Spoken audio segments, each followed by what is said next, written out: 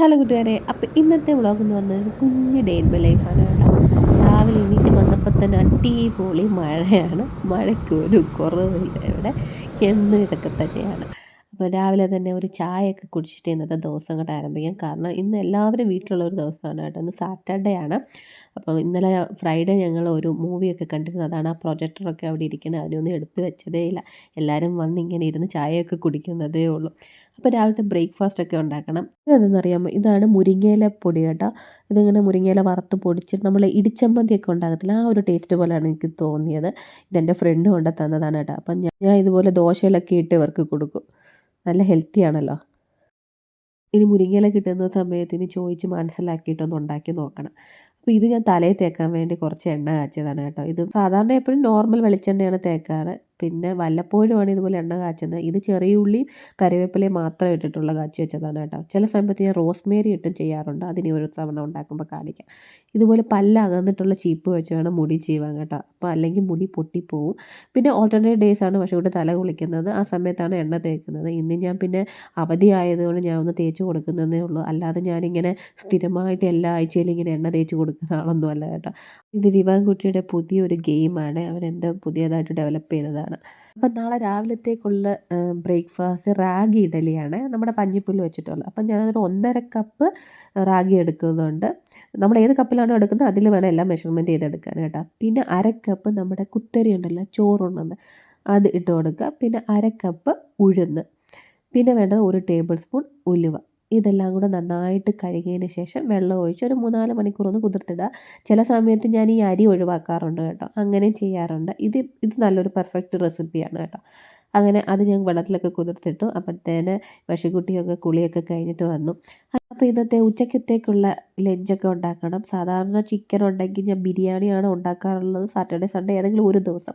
അപ്പോൾ ഇന്ന് ഞാൻ വിചാരിച്ച് ചിക്കൻ കറി ഉണ്ടാക്കും. ഒത്തിരി ദിവസമായി കറിയൊക്കെ ഉണ്ടാക്കിയിട്ട്. അപ്പോൾ ഇഞ്ചി വെളുത്തുള്ളി പേസ്റ്റും പിന്നെ മഞ്ഞൾപ്പൊടി, മുളക് പൊടി, പിന്നെ നമ്മുടെ എന്താണ്, ഇത് എല്ലുള്ള ചിക്കനാണ് കേട്ടോ. ബ്രസ്റ്റ് മാത്രമല്ല, രണ്ടും കൂടെ ചേർന്നിട്ടുള്ളതാണ്. കാശ്മീരി ചില്ലി പൗഡർ ഇട്ട് കൊടുക്കുന്നുണ്ട്. പിന്നെ കുറച്ച് മല്ലിപ്പൊടി, ഒരു 1/2 ടീസ്പൂൺ മല്ലിപ്പൊടി, അത്രയേ ഉള്ളൂ കേട്ടോ. പിന്നെ നമ്മുടെ ചിക്കൻ മസാലയോ ഗരം മസാലയോ ആവശ്യത്തിനുള്ള ഉപ്പ്. ഇനി ഇതെല്ലാം കൂടെ നന്നായിട്ടൊന്ന് മാരിനേറ്റ് ചെയ്ത് വെക്കാം.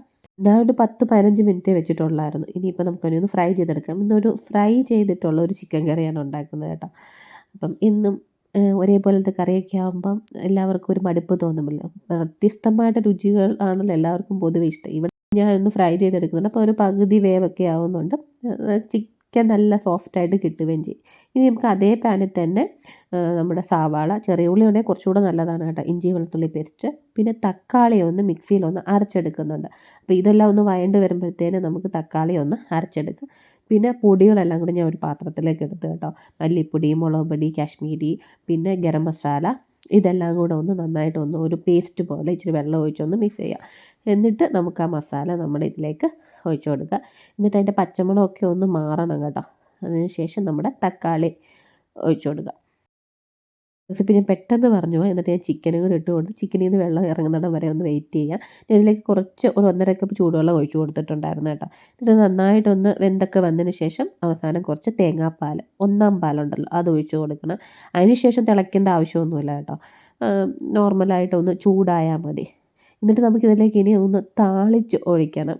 വെളിച്ചെണ്ണയിലേക്ക് ചെറിയ ഉള്ളി, പിന്നെ ഇച്ചിരി കുരുമുളക്, കറിവേപ്പില എല്ലാം കൂടെ ഒന്ന് നന്നായിട്ടൊന്ന് മൂപ്പിച്ചെടുത്തതിന് ശേഷം ഈ കറിയിലേക്ക് ഒഴിച്ച് കൊടുക്കാം. നല്ല അടിപൊളി ടേസ്റ്റാണ് കേട്ടോ ഈ ഒരു കറി. അത് ഉടനെ നമ്മൾ കഴിക്കരുത്.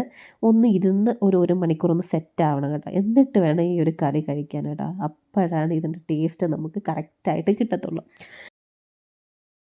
അപ്പോൾ ഇനി നമുക്ക് നമ്മുടെ റാഗി ഒന്ന് അരച്ചെടുക്കാം. അപ്പോൾ ഒരു 1/4 കപ്പ് അവലും കൂടെ ഒന്ന് കുതിർത്തിടുന്നുണ്ട്. സമയം ഇപ്പോൾ ഒരു ഈവനിങ് ആയി. ഞങ്ങൾ ഫുഡൊക്കെ കഴിച്ചു. ഞാൻ ഫുഡൊന്നും കഴിക്കുന്നതിൻ്റെ വീഡിയോ ഒന്നും എടുത്തില്ല. കണ്ടോ, നന്നായിട്ട് കുതിർന്ന് വന്നിട്ടുണ്ട്. ഇനി നമുക്കിതിനെ ഒന്ന് അരച്ചെടുക്കാം. ഈ അവലും കൂടെ ചേർത്തിട്ട് നന്നായിട്ട് അരച്ചെടുക്കണം കേട്ടോ. നന്നായിട്ട് കുതിർന്നാലാണ് നല്ല സൂപ്പറായിട്ട് നമുക്ക് അരിഞ്ഞ് കിട്ടത്തുള്ളൂ. അപ്പം ഈവനിങ്ങൊക്കെ ആയപ്പോൾ ഞാൻ കുളിയൊക്കെ കഴിഞ്ഞിട്ട് വന്നു. അപ്പോൾ ഇന്ന് ചിക്കൻ കറി ഉണ്ടായതുകൊണ്ട് നമ്മൾ കഴിഞ്ഞ ദിവസം സുരേഷ് ഹോട്ടലിൽ പോയപ്പോൾ പൊറോട്ട വാങ്ങിയായിരുന്നു. അപ്പം ഈ ചിക്കൻ കറിയും ആ പൊറോട്ടയും കൂടെ കഴിക്കാനൊരു കൊതി. എൻ്റെ അമ്മോ ഭയങ്കര ടേസ്റ്റായിരുന്നു കേട്ടോ. വൈകിട്ടൊക്കെ ആയപ്പോഴത്തേന് ചിക്കൻ കറി സൂപ്പർ ടേസ്റ്റായിരുന്നു. നല്ല പൊറോട്ടയായിരുന്നു കേട്ടോ, നമ്മുടെ മലബാർ പൊറോട്ടയായിരുന്നു. അപ്പം ഇന്നത്തെ വീഡിയോ ഇത്രയേ ഉള്ളൂ.